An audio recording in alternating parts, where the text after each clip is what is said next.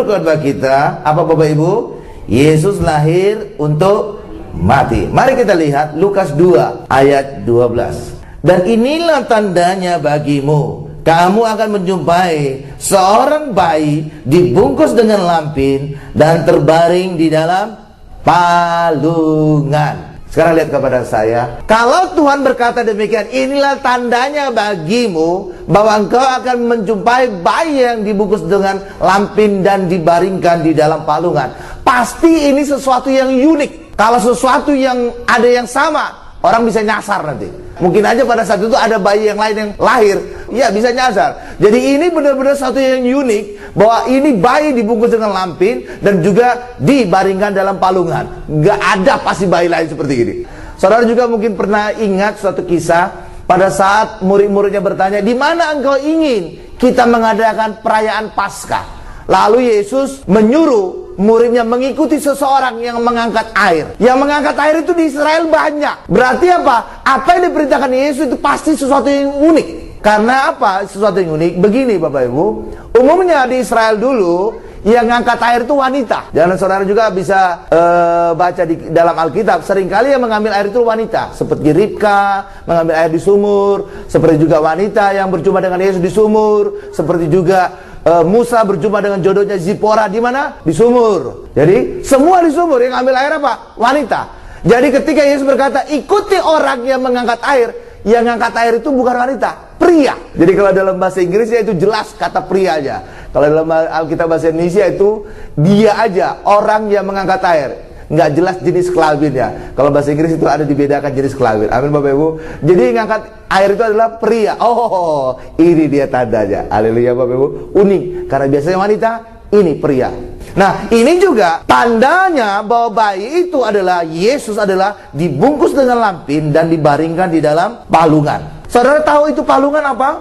Palungan adalah tempat makan domba. Tempat makan domba itu adalah terbuat dari batu. Karena di Israel sana itu paling banyak batu, padang gurun berbatu-batu. Kalau kayu itu jarang Bapak Ibu, jarang itu kayu. Haleluya. Kalau sana batu banyak sekali. Ya, pasir banyak sekali. Amin Bapak Ibu, banyak batu, banyak pasir. Karena itulah palungan ini terbuat dari batu yang dilubangi, dikorek. Haleluya. Nah, kuburan Yesus itu juga adalah batu yang dilubangi seperti tempat makan domba, tetapi ukurannya besar Bapak Ibu. Karena itulah ini menjadi gambaran bahwa Yesus dilahirkan untuk mati dan memberikan nyawanya bagi kita.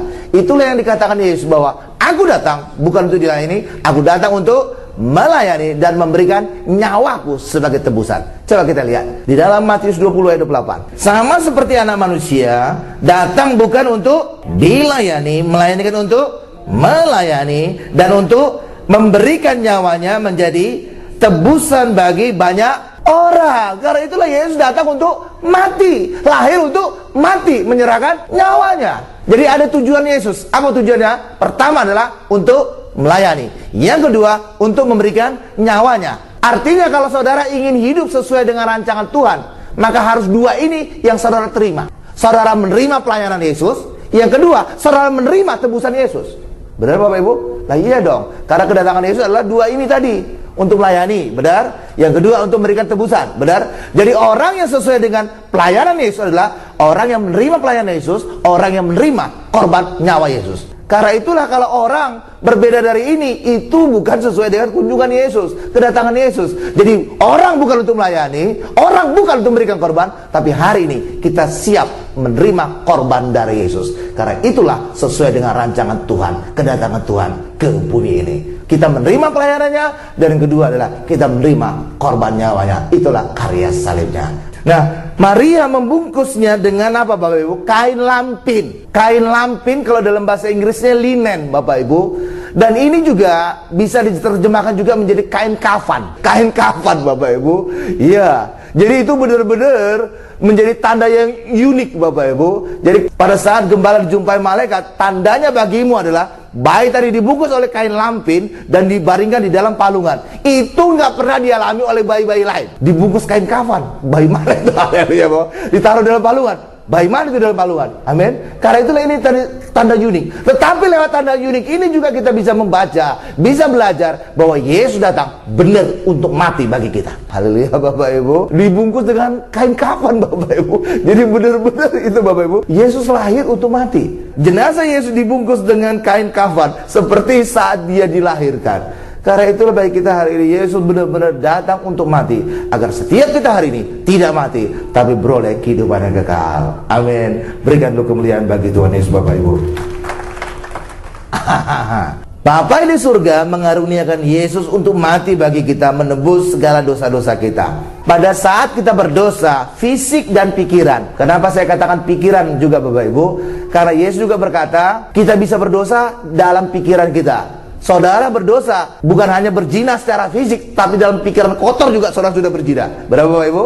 Ya, karena itulah ketika orang berdosa, apakah secara fisik, apakah pikiran, maka kita harus membayar dosa itu. Bagi orang Yahudi pada masa perjanjian lama, ketika mereka berdosa, maka mereka harus membayar dosa itu dengan datang ke bait Allah dan memberikan hewan korban. Datang ke bait Allah Bapak Ibu. Lalu apa yang dilakukan oleh orang Yahudi itu? Di depan imam, dia numpangkan tangan pada kepala domba itu. Dan apa yang terjadi kemudian? Dosa si orang Yahudi tadi pindah ke domba tadi, dan domba inilah harus mati menanggung dosa si orang Yahudi tadi. Sehingga apa? Sehingga orang Yahudi tadi bisa pergi, dosanya diampuni, dan dia beroleh berkat dari Tuhan. Itu perjanjian lama. Tapi bagi kita hari ini Bapak Ibu, saudara yang berdosa, saudara tidak lagi membawa korban, tetapi sebaliknya Allah sendiri yang memberikan korban bagi kita. Dan itulah lewat kehadiran Yesus. Jadi perjanjian lama, saudara datang memberikan korban pada saat orang berdosa. Tetapi bagi kita hidup dalam perjanjian baru, bukan saudara yang datang, tapi Yesus yang datang kepada saudara untuk memberikan korban bagi kita. Dan Yesus adalah anak domba Allah yang mati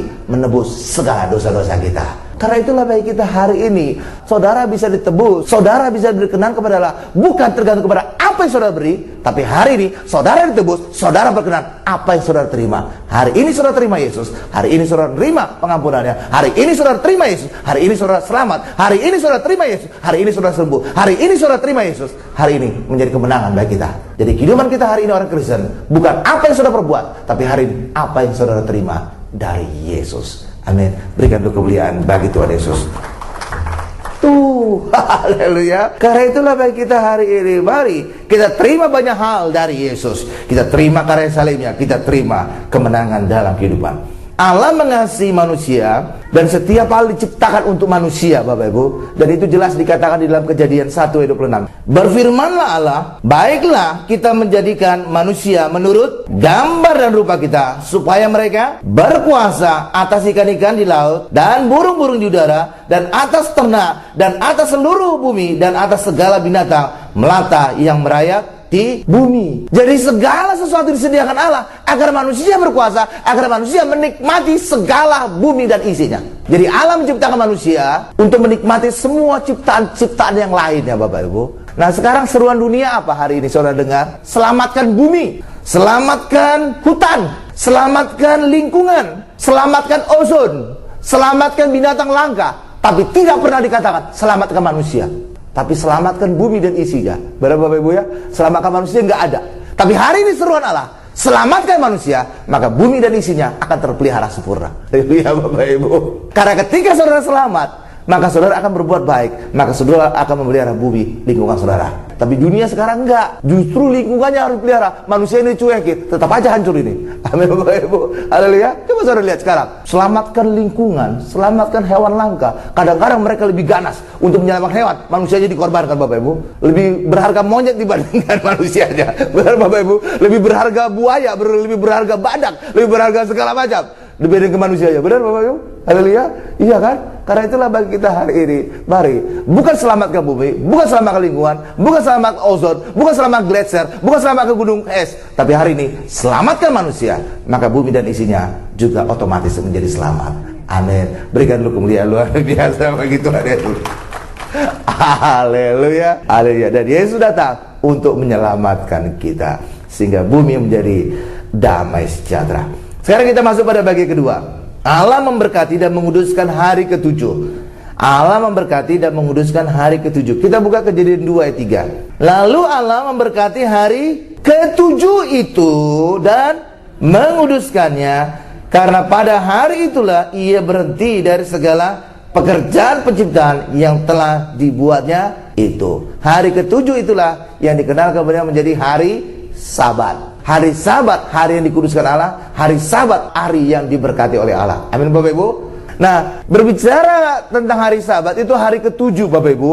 Dan Allah itu bekerja dengan suatu pola. 7 adalah angka sempurna dari Allah. Allah berhenti pada hari ketujuh, memberkati dan menguduskan hari Sabat ini. Setiap hal bekerja dengan prinsip 7 Bapak Ibu. Pelangi ada berapa warna? 7. Dan pelangi menjadi tanda dari Allah bahwa Allah tidak lagi menghukum manusia dengan air bah. Tapi kalau banjir di Jakarta itu bukan air bah itu Bapak. Banjir Jakarta itu memang udah kebiasaan. Ya, itu bukan air bah itu. Ya pokoknya Jakarta itu hujan sedikit langsung genang aja air. Aduh. Nah, demikian juga nada musik Bapak Ibu itu ada 7. Jadi selalu Allah itu bergerak dalam pola 7. Do, re, mi, fa, sol, la, si, do. Kembali lagi ke awal. Benar? Ada 7. Do, re, mi, fa, sol, la, si, ada 7. Amin Bapak Ibu. Nah, 3 pasal pertama dari Lukas itu berkisah tentang Natal Bapak Ibu. Dan ini bisa kita bagi atas 2 kisah, atas 2 cerita. Cerita dari tentang 7 pribadi yang berharga di mata Allah, di antaranya Zakaria dan Elizabeth, dan juga 7 pribadi lain yang berharga di mata dunia tetapi tidak berharga di mata Allah. Zakaria dan Elizabeth Bapak Ibu itu adalah orang tua dari Yohanes Pembaptis, dan mereka telah lanjut usia. Zakaria seorang imam dan mendapat undi untuk menghidupkan mesbah dupa di Bait Allah. Mesbah dupa itu adalah salah satu perabotan di ruang kudus. Kalau ruang Maha Kudus hanya satu perabotan, namanya tabut perjanjian. Jadi Zakaria mendapatkan undi karena mereka adalah keturunan Harun Bapak Ibu, Zakaria, untuk menyalakan mesbah dupa yang ada di ruang kudus. Tetapi apa yang terjadi? Pada saat dia mendapatkan undi akan menyalakan mesbah dupa, di situ ada malaikat Gabriel. Gabriel itu artinya kekuatan Allah. Dan malaikat Gabriel Bapak Ibu menubuatkan sesuatu yang luar biasa bagi Zakaria, bahwa Zakaria akan segera punya anak di usia lanjutnya lewat istrinya yang bernama Elizabeth. Dan yang kedua yang dikatakan oleh malaikat Gabriel adalah anakmu akan melakukan hal yang luar biasa, hal yang besar. Apa yang dilakukan itu? Coba kita lihat Lukas 1 ayat 17. Haleluya Bapak Ibu. Nah, inilah tergenapi pada peristiwa kelahiran nanti dari Yohanes ini Bapak Ibu. Jadi dari sini akan kita lihat ada hubungan, ada kaitan antara perjanjian lama dengan perjanjian baru. Semakin jelas bahwa perjanjian lama perjanjian baru itu saling berkaitan. Kita lihat Lukas 1 ayat 17. Dan ia akan berjalan mendahului Tuhan dalam roh dan kuasa Elia untuk membuat hati bapak-bapak berbalik kepada anak-anaknya, dan hati orang-orang durhaka kepada pikiran orang-orang benar. Dan dengan demikian menyiapkan bagi Tuhan suatu umat yang layak baginya. Jadi Zakaria mendapatkan 2 hal dari Gabriel. Pertama, bahwa tahun depan dia akan segera punya anak. Yang kedua, anaknya akan melakukan pekerjaan besar, yang apa yang dikatakan oleh Maliaki. Amin Bapak Ibu ya, akan membuat hati bapak berbalik kepada anaknya, dan hati anak-anak berbalik kepada bapak-bapaknya. Tetapi apa reaksi Zakaria Bapak Ibu? Apakah dia berkata, oh puji Tuhan, ini yang sudah saya nanti-nantikan? Oh tidak Bapak Ibu, ini imam ini justru bukan berkata demikian Bapak Ibu. Justru dia meragukan perkataan malaikat. Haleluya Bapak Ibu. Apa dikatakan oleh Zakaria? Saya seorang tua dan istri saya lanjut usia. Dia tidak percaya Bapak Ibu, padahal ini imam. Akibatnya apa? Gabriel membuat Zakaria itu menjadi bisu selama berapa lama? 9 bulan 10 hari. Kok tahu Pak 9 bulan 10 hari? Alkitab tidak berkata. Ya, karena malaikat Gabriel berkata, kamu akan bisu sampai semuanya tergenapi. Kapan tergenapi? Pada saat anak itu lahir. Benar? Lahir anak berapa bulan dikandung? 9 bulan 10 hari. Haleluya Bapak Ibu. Ya kan? Jadi Zakaria bisu selama 9 bulan 10 hari. Nah, saudara pernah bertanya-tanya enggak? Kenapa Zakaria dibuat bisu? Kenapa enggak hukuman yang lain Bapak Ibu? Karena seringkali mulut kita ini membatalkan rancangan yang indah bagi kita. Rancangan Tuhan yang indah bagi kita. Seringkali mulut kita ini gak bisa kontrol Bapak Ibu. Seringkali mulut kita ini membatalkan sesuatu yang indah yang Tuhan telah siapkan bagi kita. Dan itu pernah terjadi pada perjanjian lama, pada pengintai. Jadi pada saat itu Musa mengutus 12 pengintai. 10 orang kembali dengan laporan negatif. Waduh, di tanah Kanaan itu memang subur, tetapi di situ ada raksasa. Kita itu seperti belalang, kita bisa dimakan, kita bisa mati. Dan hasilnya mati beneran mereka. Padahal Tuhan telah menyiapkan tanah Kanaan bagi mereka, tapi mulut mereka tidak kontrol, sehingga lewat mulut mereka mati dan mereka tidak masuk tanah Kanaan. Tapi 2 orang percaya Tuhan menolong kita dan raksasa itu menjadi makanan kita. Siapa? Yosua dan Kaleb. Jadi seringkali rancangan Tuhan yang indah, yang besar bagi kita digagalkan oleh mulut kita. Karena itulah masalah kita seringkali 2 inci dari batang hidung kita, Bapak Ibu. Haleluya, haleluya, haleluya. Jadi masalahmu bukan mertuamu, masalah mulutmu, harimaumu. Amin, Bapak Ibu. Haleluya. Karena itulah kontrol mulutmu. Haleluya. Karena seringkali kita mengatakan hal yang tidak percaya, sehingga rancangan Allah yang indah, yang ajaib justru dibatalkan oleh mulut kita. Iya, karena itulah Zakaria hukumannya apa? Bisu. Jangan sampai nanti ketika istrinya hamil, bawel dia. Bisu kamu tidak percaya. Zakaria. Supaya apa? Jangan sampai rencana Allah yang indah, yang besar untuk kelahiran anaknya, Yohanes Pembaptis, itu dibatalkan oleh jabir mulutnya, Bapak Ibu. Mulutnya yang tidak bisa kontrol. Amin. Ya, karena itu bisu kamu sampai tergenapi apa yang telah dinubuatkan.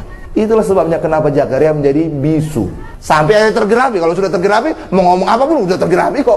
Haleluya, Bapak Ibu. Haleluya. Karena itulah seringkali masalah kita 2 inci dari batang hidung kita, Bapak Ibu.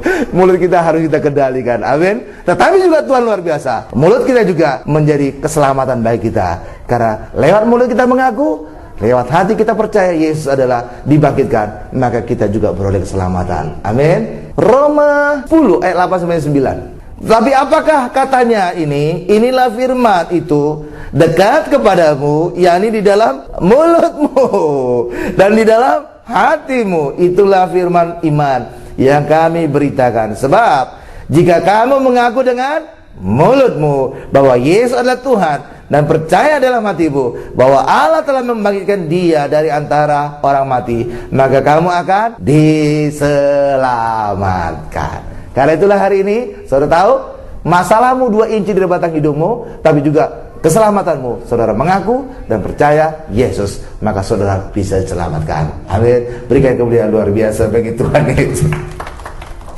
Haleluya, haleluya. Tapi memang juga Alkitab berkata, mulutmu adalah harimaumu. Amin, Bapak Ibu. Saudara nggak hati-hati diterkam itu. Haleluya. Iya dong. Saudara bisa diterkam itu. Sekarang kita masuk pada bagian ketiga. Beda Zakaria dengan Maria. Karena dua-dua ini, Bapak Ibu, 2 pribadi ini dijumpai oleh malaikat Gabriel. Lukas 1 ayat 7. Tetapi mereka tidak mempunyai anak, sebab Elisabet mandul dan keduanya telah lanjut umur. Tidak pernah dikatakan sudah tua. Karena itulah berapapun umur kita, jangan katakan aku sudah tua, aku sudah lemah. Amin, Bapak Ibu. Itu pantang. Karena berapapun umur saudara, kalau saudara hidup dalam Tuhan, saudara dibuat muda kembali seperti Raja Wali. Haleluya, Bapak Ibu. Jadi jangan katakan aku sudah tua, aku sudah lemah, aku pikir lumpuh. Aduh, kita tolak itu. Saudara tetap sehat, saudara tetap kuat, saudara tetap cerdas, tidak gampang lupa. Nah, berapapun usia kita, jangan sebut diri kita tua atau lemah. Tapi harusnya kita harus berkata seperti Kaleb. Walaupun usiaku 85 tahun, tapi kekuatanku seperti usia 40 tahun. Iya, amin, Bapak Ibu. Iya, harusnya demikian. Saya jadi tiba-tiba teringat tentang pengurapan minyak pada jenazah, Bapak Ibu. Jenazah diurapi pada usia 83 tahun, dikubur 7 tahun, dibuka kuburannya seperti usia 40 tahun. Mudah kembali. Jangan-jangan seperti Kaleb, Bapak Ibu. Haleluya, Bapak Ibu. Kaleb usia 85 tahun, tapi kekuatannya seperti usia 40 tahun. Karena itulah bagi kita hari ini, sadari bahwa kita, berapapun usia kita, saudara jangan berkata, aku tua, aku lemah, aku pikun. Itu mulut saudara mengutuk diri saudara sendiri itu, Bapak Ibu. Haleluya. Saudara punya pikiran positif, punya pikiran yang sehat, punya pikiran bahwa Tuhan selalu memperbarui, membuat kita sehat, membuat kita kuat. Amin, Bapak Ibu. Iya, dunia boleh berkata apa saja, dunia memang mati, dunia memang mengalami segala ketuaan, mengalami pikun, tapi anak-anak Tuhan, sel-sel tubuh kita diperbarui setiap pagi, diperbarui terus sehingga kita tetap sehat. Amin, Bapak Ibu. Dan itu terbukti dengan Abraham dan Sarah, Bapak Ibu. Itu terbukti Abraham Sarah. Ya, apa Pak buktinya Abraham Sarah? Begini, Bapak Ibu. Pada saat Abraham belum mempunyai anak Ishak, Bapak Ibu, Alkitab sudah berkata bahwa Abraham itu mati pucuk. Saudara ngerti lah itu maksudnya. Sarah mati haid. Jadi ini dua-duanya udah hopeless ini, udah gak ada harapan dari pihak laki-laki dan dari pihak wanita. Jadi Abraham itu mati pucuk, sedangkan Sarah mati haid. Benar Bapak Ibu ya? Artinya sudah menopause. Itu pada saat Ishak belum lahir. Tetapi apa yang terjadi? 40 tahun kemudian, setelah Ishak berusia 40 tahun, dan pada saat Sarah telah mati, Bapak Ibu, maka untuk menghibur hati Ishak, Abraham menyuruh mencarikan istri untuk Ishak, dan akhirnya dapat. Dan istrinya bernama Ribka. Ishak dihibur dengan dia bisa menikah dengan Ribka. Amin. Mamanya meninggal, datang istrinya sehingga dia menikah. Amin. Itu menghibur Ishak. Tetapi nyatanya Bapak Ibu, bukan hanya Ishak yang menikah lagi, Abraham juga ingin menghibur diri lagi. Akhirnya dia menikah lagi, dan nama istri Abraham adalah Keturah. Dan dari Keturah ini lahir 6 anak, Bapak Ibu. Jadi dia sudah mati pucuk, 40 tahun kemudian Sarah mati dan Ishak menikah. Abraham bisa menikah lagi, dan menikah dengan Keturah menghasilkan 6 anak. Kalau sudah bisa menghasilkan 6 anak, ini bukan mati pucuk lagi, ini perkasa kembali nih Bapak Ibu. Mudah kembali nih. Haleluya Bapak Ibu. Haleluya. Iya dong, bisa nambah 6 anak lagi.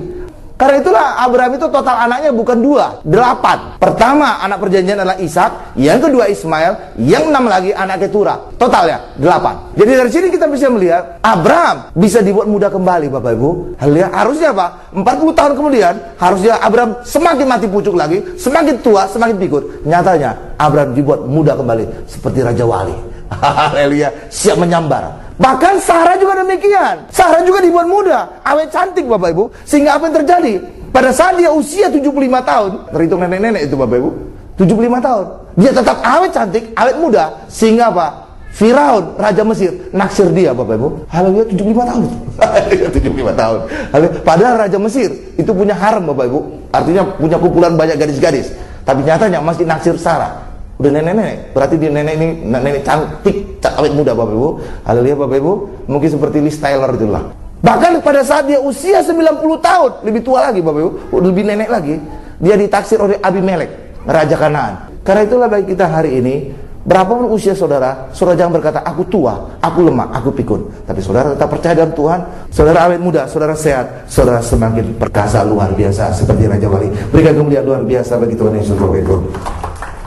Haleluya Bapak Ibu. Iya, karena itulah bagi kita hari ini luar biasa firman Tuhan. Nah, malaikat Gabriel datang kepada Maria dan menubuatkan dia akan hamil Yesus dari Roh Kudus. Dan reaksi Maria apa? Reaksi Maria, bagaimana hal ini bisa terjadi? Jadi dia tidak berkata seperti Zakaria. Ucapan Zakaria itu rada nyelekit kepada malaikat. Saudara tahu apa ucapan Zakaria kepada malaikat? Kalau saudara baca lengkap ucapannya lah, bagaimana saya tahu engkau berkata benar? Bagaimana saya tahu engkau berkata benar? Jadi benar-benar Zakaria ini nggak percaya malaikat Bapak Ibu. Ya. Jadi meragukan ucapan. Oh jelas saja dia, kamu bisu kamu nggak percaya. Haleluya Bapak Ibu. Haleluya. Lah iya dong. Dia nggak percaya ucapan malaikat, malah meragukan. Bagaimana saya percaya kamu benar? Itu kan kayak meragukan malaikat Bapak. Makanya dia dibuat bisu 9 bulan 10 hari. Coba kita lihat apa reaksi dari Maria pada saat malaikat Gabriel datang kepada Maria. Lukas 1 ayat 34. Kata Maria kepada malaikat itu, bagaimana hal itu mungkin terjadi karena aku belum bersuami. Sebenarnya nadanya mirip-mirip, tetapi nggak terlalu saklek seperti ucapan Zakaria, Bapak Ibu. Itu Zakaria itu benar-benar kayak menyodok malaikat gitu. Dari mana saya percaya kamu benar? Ya Bapak Ibu. Itu kan nyodok gitu Bapak Ibu. Kayak nyelekit aja gitu. Haleluya, haleluya. Nah ucapan Maria sebenarnya mirip-mirip lah nadanya. Tetapi kenapa Maria tidak dihukum? Sedangkan Zakaria dihukum jadi bisu 9 bulan.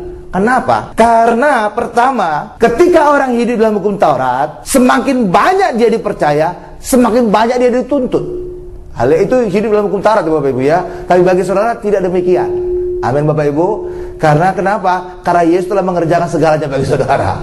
Haleluya. Tapi bagi orang yang hidup di dalam hukum Taurat, saudara adalah hamba, hidup dalam Taurat hamba Bapak Ibu. Maka saudara semakin banyak dipercaya, semakin banyak saudara dituntut. Zakaria imam, maka semakin banyak dia dituntut Bapak Ibu. Haleluya. Dia imam dibandingkan orang biasa.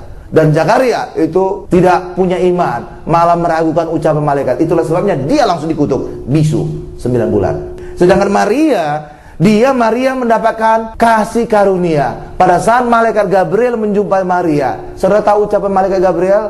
Engkau yang beroleh kasih karunia dari Allah. Betul Bapak Ibu ya? Itu ucapan malaikat kepada Maria pada saat berjumpa dengan Maria. Sedangkan pada saat malaikat berjumpa dengan Zakaria, ucapan malaikat tidak ada menyebut kasih karunia, tetapi ucapan malaikat, doamu sudah dijawab, istrimu tahun depan akan punya anak. Haleluya Bapak Ibu. Ya, itu langsung, tidak ada menyebut kasih karunia.